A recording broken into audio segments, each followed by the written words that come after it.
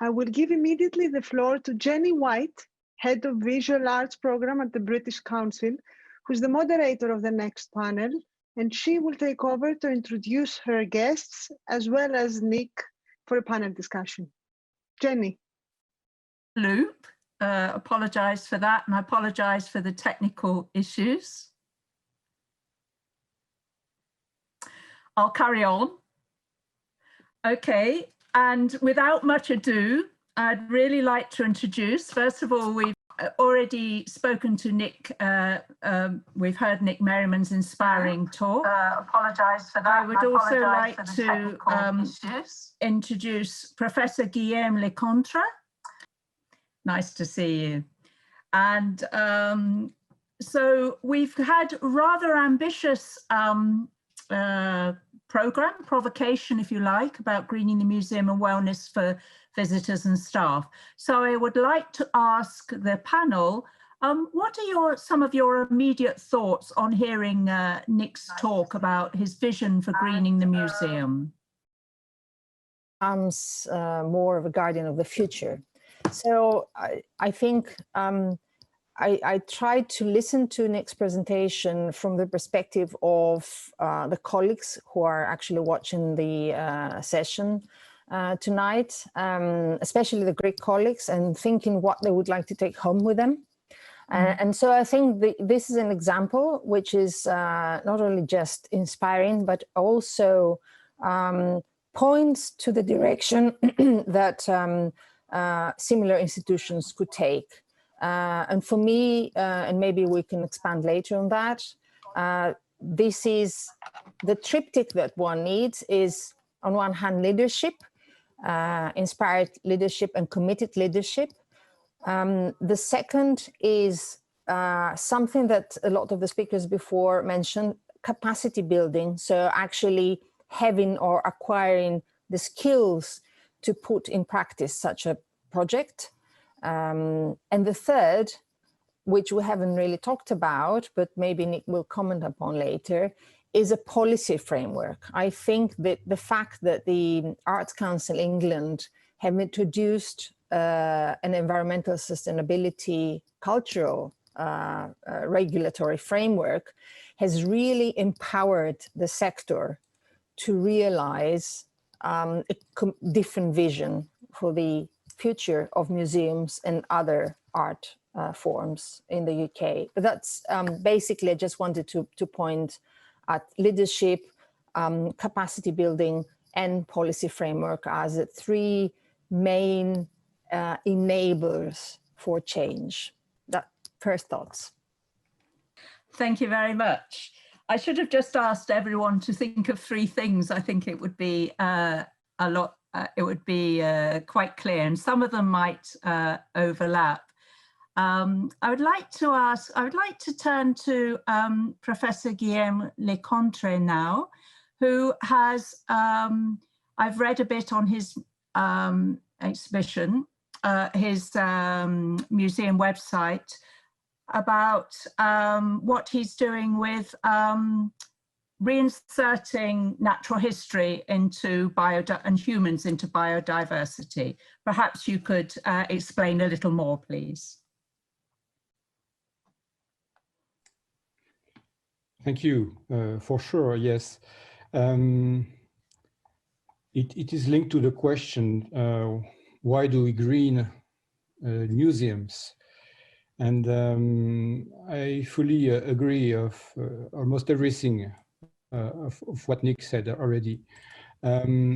Museums of natural history have an historical link to nature. They host the dictionary of nature through vast collections of natural history. If nature is being destroyed, can museums let it be without reacting?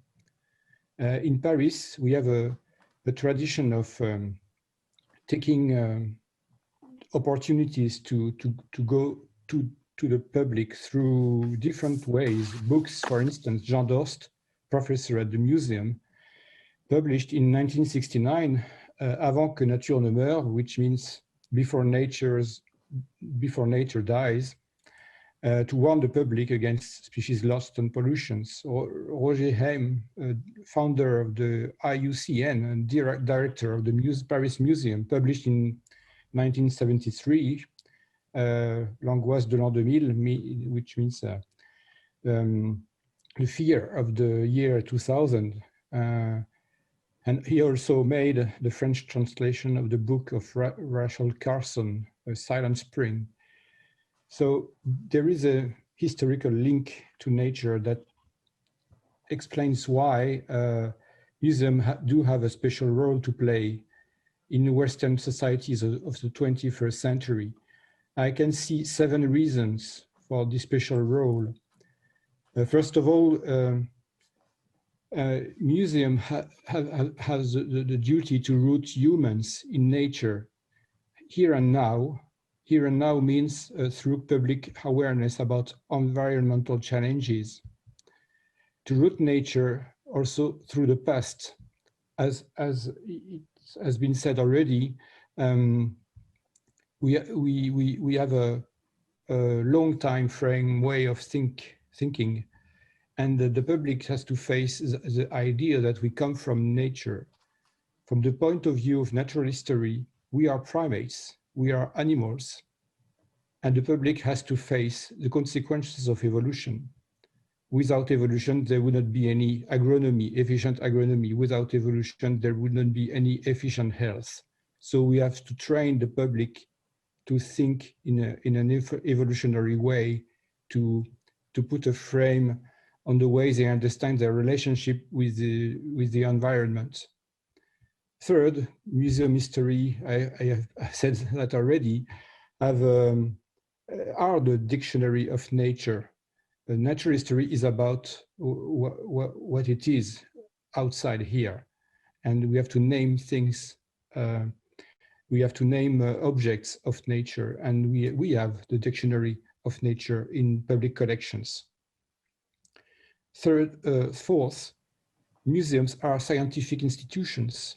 They must train the public to a scientific way of thinking. As such, fifth, museum has to train the public to the limits of the material world, while the consumer is facing a world without limits in our capitalist economies. It is one of the reasons why our very last manifesto we published this year is about the limits.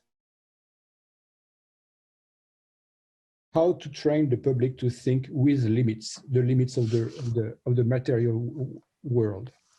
And we expose the point of view about limits. It's the point of view of natural history on limits. It's not a book about what people should do or should not do. It's a book about if you want to construct your own opinion, if you want to build your own opinion about our relationships to environment. These are scientific facts you have to take into account if you pretend to take science seriously. So it's not a book made to make people adopt a certain opinion. It's a book about scientific facts people will use if they take science into account. And those manifesto, this is the fourth one. The first one was What Future Without Nature? It is a manifesto about the utility of natural history in the Western countries in the 21st century. What is natural history and what is it for? The second one was about migration. Mm-hmm. We explained that there is no crisis of migration, human migration. There is a crisis of welcoming policies. Migration is part of life. There will not be any evolution or any life without migration. This is the point of view of natural history about migration. Mm-hmm. And last year we had that one, our relationships with animals. The title was Humans and Other Animals. Relationship between. So those manifestos are a way to train the public to adopt a natural history way of thinking, to develop their attitudes about environment and the way they consume also. 6, museums must promote and organize debates at the interface between science and society. Here at the museum, we usually practice public debates, but it is also a way to do it. And museum must promote nature-based solution, nature-based technological applications. So they are, to my eyes, these are the 7 aspects of the special roles, the special role natural history museum have to play in Western societies of the 21st century.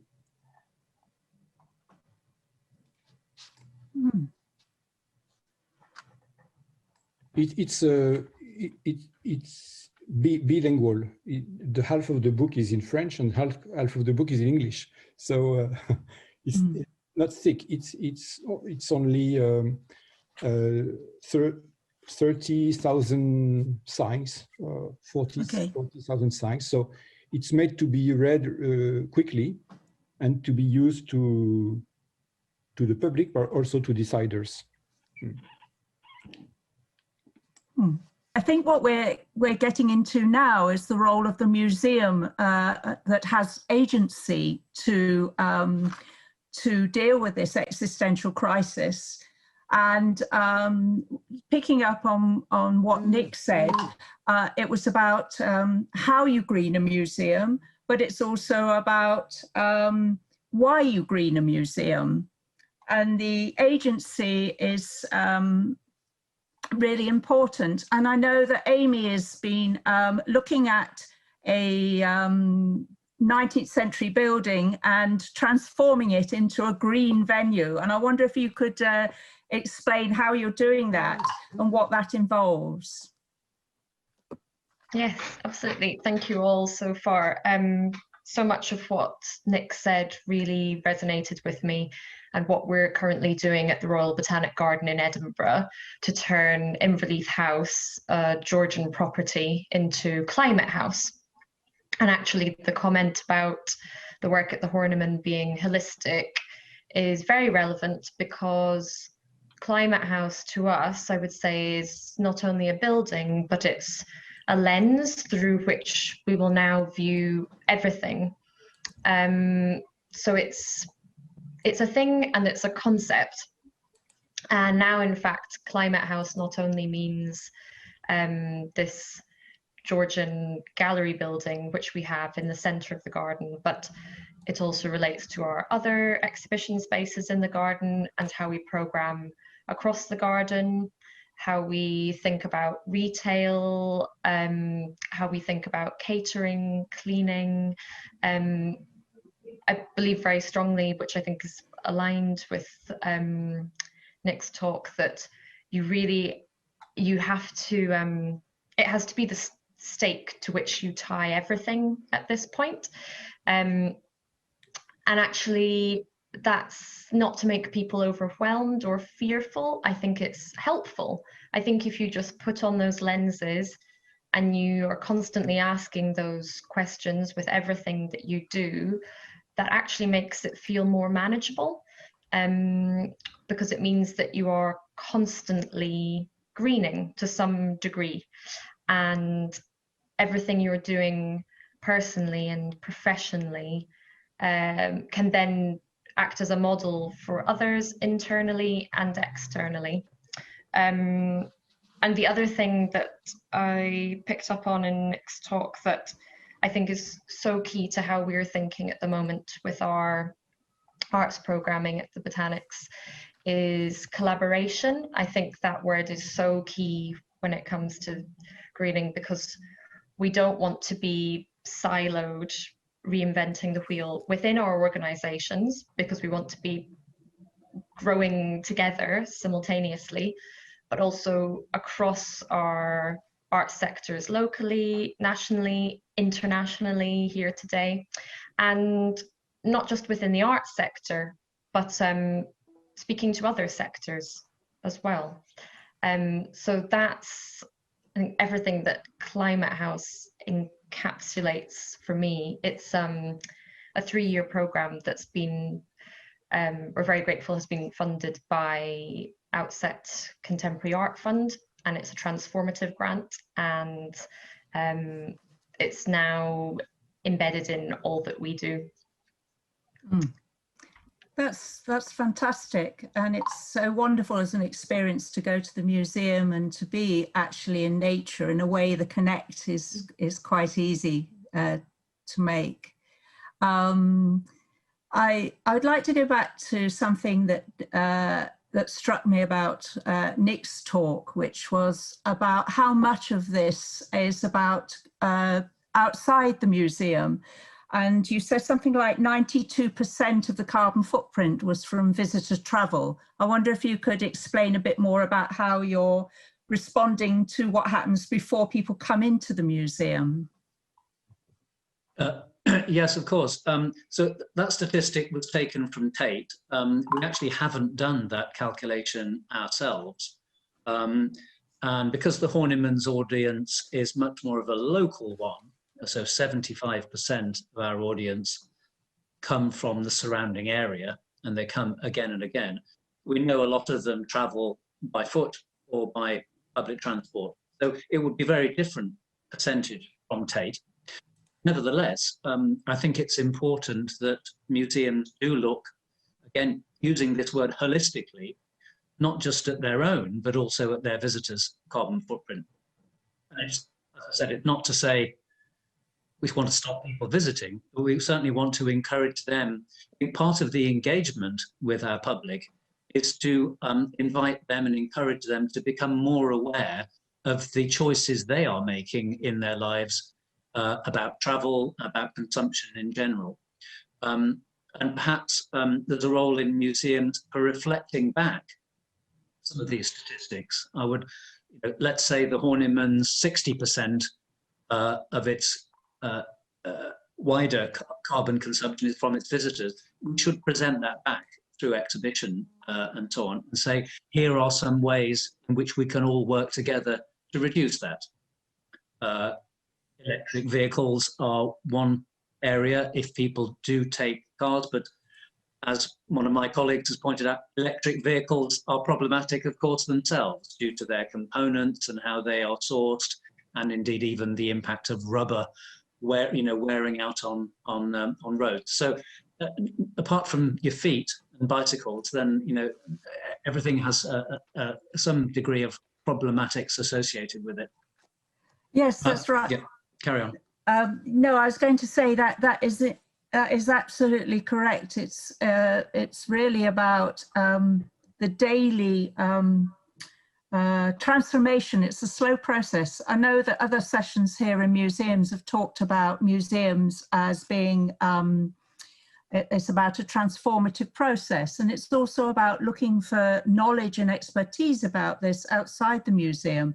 Museums are traditionally a centre of knowledge, and now what we have is museums not necessarily a centre of knowledge, but have a huge potential to be that transformer. And it's how museums reach out and bring the community in and look to people about how to green a museum as well. And I thought that one of the other interesting things that you mentioned was something about timescales and about how the long time scale that museums have, that has always been seen as a bit of a sort of downside, or a bit of a kind of obstacle to change, is actually, because it transcends political timescales, is to our advantage. I wonder if you could say how you might use that to everyone's advantage in the museum world. Yes, well, just to expand a little bit, there are very few memory institutions. Archives are one more, whose purpose is to take this long-term view. And I think museums have sometimes been a bit shy because they've sort of said, well, we hold this objective collection. We used to hold it, we hold it now, we pass it on unchanged, and that's our role. But we haven't actually commented on the role of museums as long-term memory institutions. Based in objectivity, based in science, I think it's very important that we retain the values of liberal humanism in which we were founded, and also use our authority to challenge fake news, anti-vaxxers and all this sort of stuff.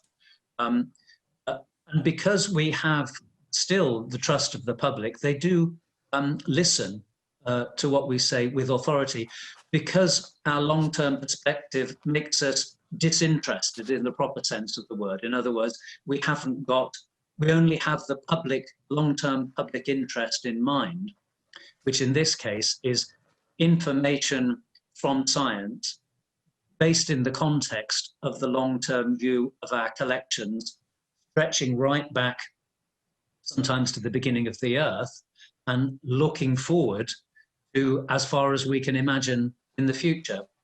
I think for the first time in the last 25, 30 years, we can imagine that future actually ending catastrophically and museums or even society as we see it now not existing.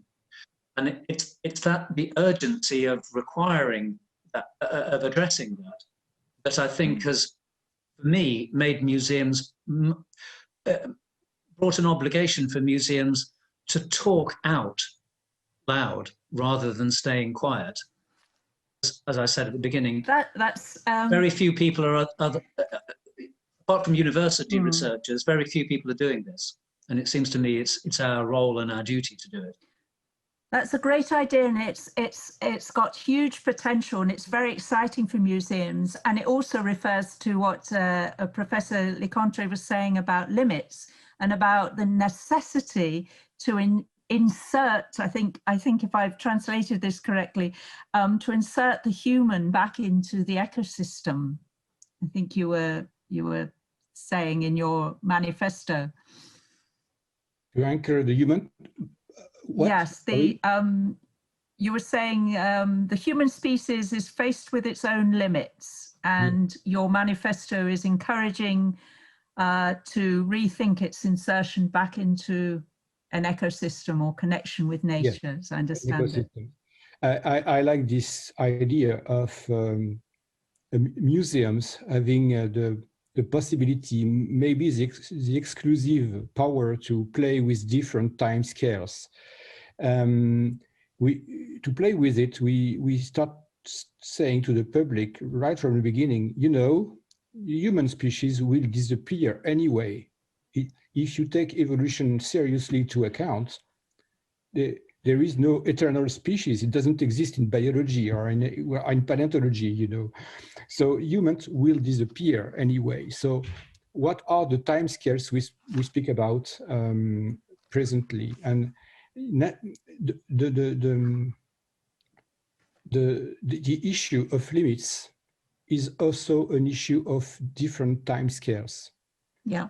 The limits we will meet, we won't meet all the limits at the same time. Certain limits will happen to us in very short delays, and others will arrive later, and others even later on. So there is natural history do not promote a huge and unique crisis.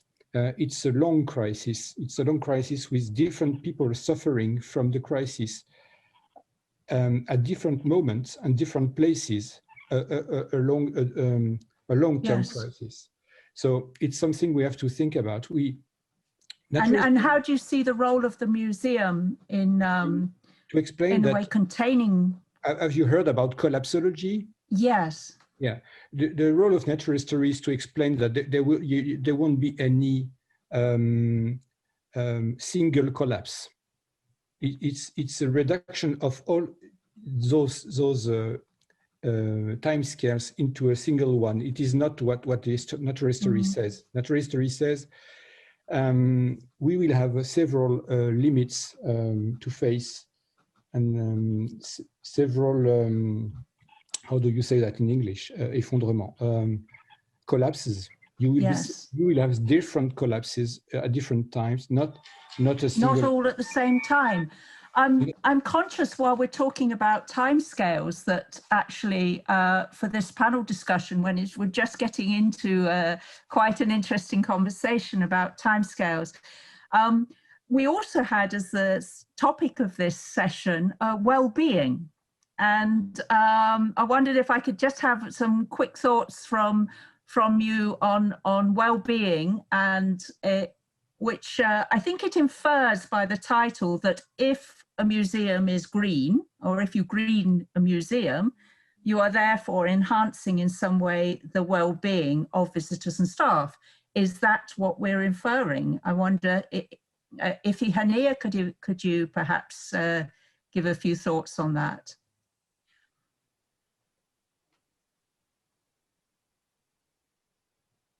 May I be really horrible and instead of replying to this question, I would really like to take up on the limits idea, because I think it's very crucial to our discussion. May I do that, Jenny? Thank you. Yes, you may. Let's see how much we can fit into this discussion before we...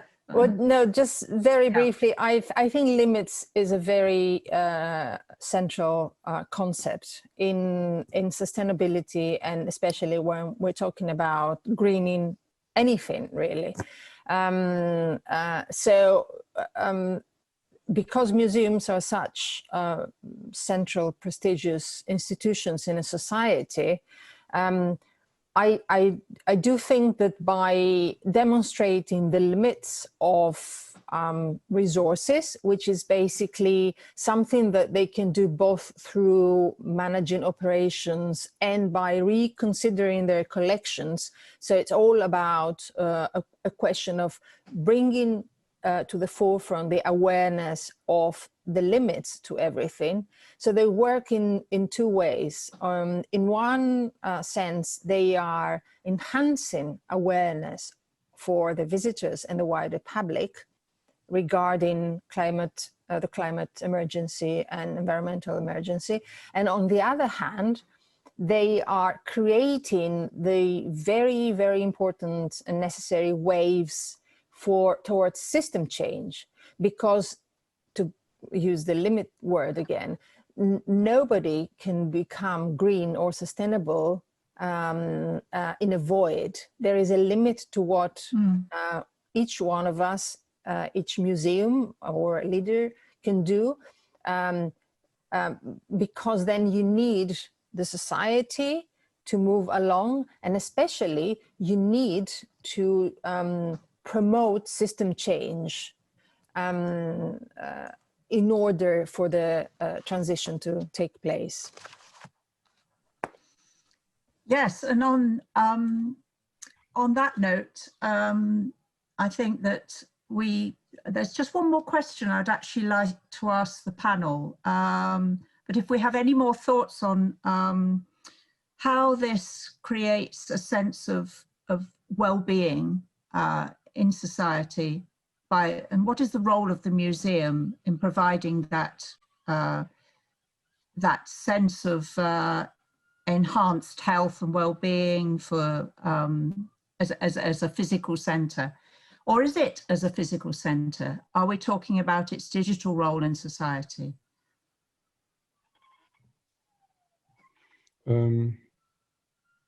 Yes, Guillaume. Well-being.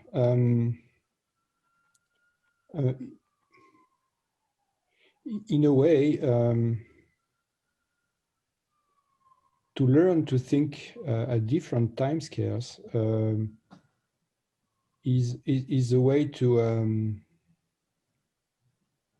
move. It's a way to avoid too much anxiety. Anxiety. Yes. Correct. Anxiety. Anxiety. Anxiety, thank you. Yes, yes, which perpetuates at the moment around the world. Understanding different timescales it should contribute to well-being in the sense that it makes you think in different way. It allows you to adopt a certain level of humility facing the environment, and this humility, if it's integrated into the people's behavior, it's a kind of promotion of well-being. And finally, bridging timescales together should help for conservation policies that takes into account the evolutionary potential of species. You know, when you have to decide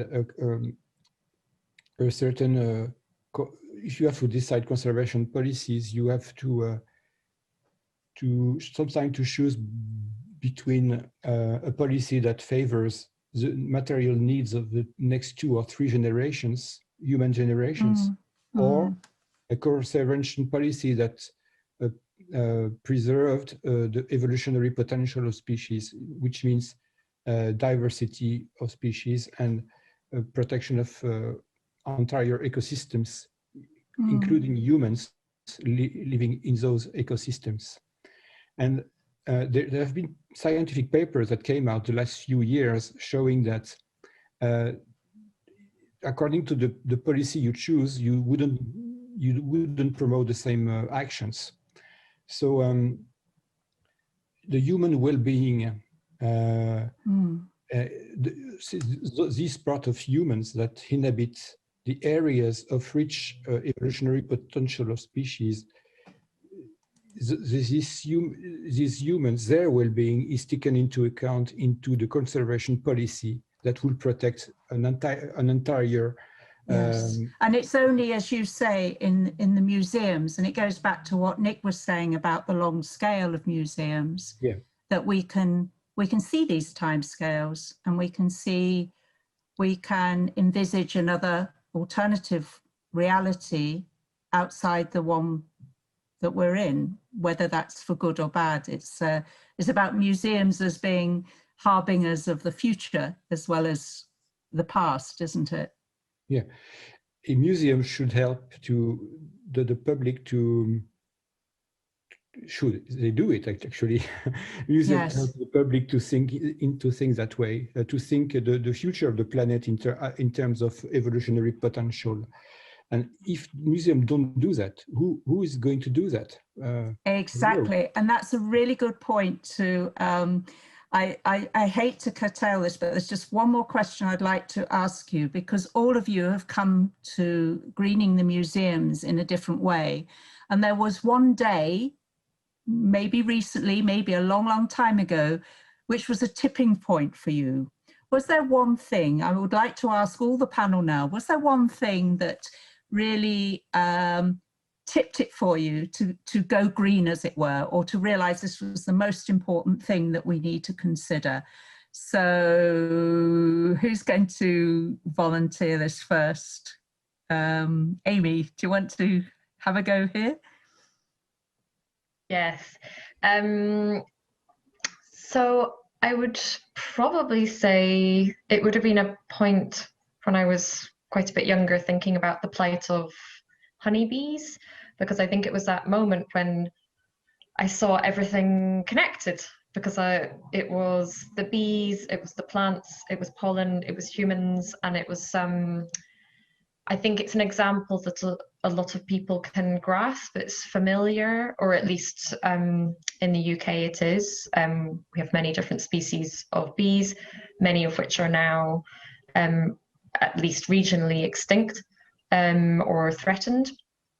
And it's a really clear-cut example that just pulls together so many elements of planetary health and the interconnected nature of the human and the more than human in all areas. So I think that was probably a turning point for me. But maybe one more example, which was more visceral, was the first time I saw an image of a seabird and the quantity of plastic within its stomach. And once you see that, you can't unsee it. And I think that was, a real call to action at that point. Yeah. Gosh, well, that's what we're doing. Who would like to, Nick, do you remember a day when, or was it a gradual process for you thinking about this? Pretty much a gradual process, in the sense that I've had involvement with natural history collections and natural history museums, had an interest in sustainability, funny enough, starting with museum collections and saying, surely it's unsustainable for museum collections to continue to grow. Why don't we dispose more and have a sustainable approach? So that introduced me in a strange way to sustainability, etc. Then began to apply those thoughts to natural history collections and how we can animate natural history collections for contemporary issues. So that was more the sort of intellectual, gradual realization, getting more and more deeply into it. But the emotional, visceral tipping point, if there was one, that sort of led to a step change, was a couple of years ago probably, where I joined a thing called an action learning set, which brings together leaders from different sectors focusing on the climate crisis. And one of the members, who's I think in his early 30s, so a lot younger than the others, was saying that for his generation, a lot of them were thinking about not having children because they feared that the future these children would grow up in. And he was talking about the possibility of only 60 harvests being left for the planet and so on. And this was the time I thought, oh my God, this is really serious, really serious. We must do something about it. And it was that emotional shock that led to a step change, I think. Yes. That time scale again is coming into play there, where you're talking about how many years there are left, whether it's for the bees or for the harvest, as you're saying. Ifigeneia?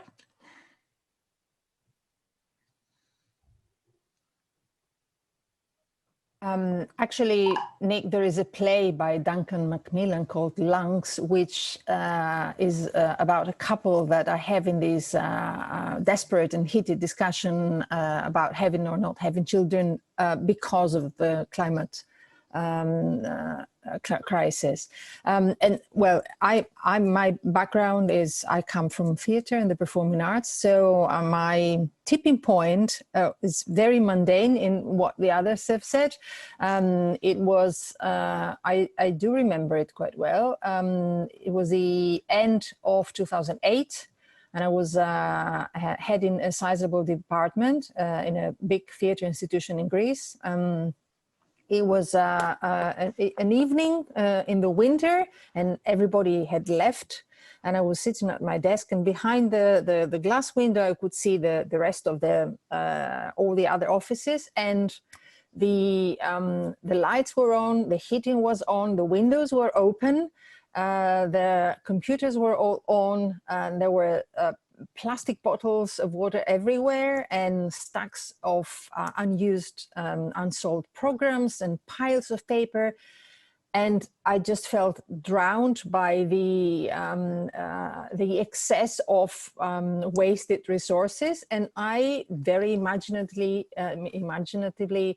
typed into my browser green theater. And then the Green Theatre report of the Mayor of London, Boris Johnson at the time, came up, and that's where I realized that there are other people worrying, and there are other people who are actually trying to do something, and the rest is history. Yes. Thank you very much. I'm really sorry. We've got this message that we're now way over time. Guillaume, I hope you've expressed your turning points in timescales. I don't know if you've got anything else to add to that. but which is what was the one day that you turned green, as it were? Yeah, as Nick, it was a gradual process, but I can mention just 2 steps rapidly. Okay. The first one is when I was a teenager. It was having been in a public dump, sky open dump, and I thought to myself, it cannot continue like that. And the second one is very shortly, a few years ago, this paper showing that Germany has lost in less than 30 years 80% of the biomass of winged insects. You have seen that there's also those papers, yes. And it's really inspiring, if I can say. Yes, it's really that emotional idea, and again, it's about humans being part of the ecosystem, and how museums can help us to realize that, which is how we are bringing this session to a close. So the role of a museum is incredibly important in this fight that we all have to mitigate it against climate change. So thank you very much to all the speakers, to the organisers for this session. Thank you. Goodbye. Goodbye.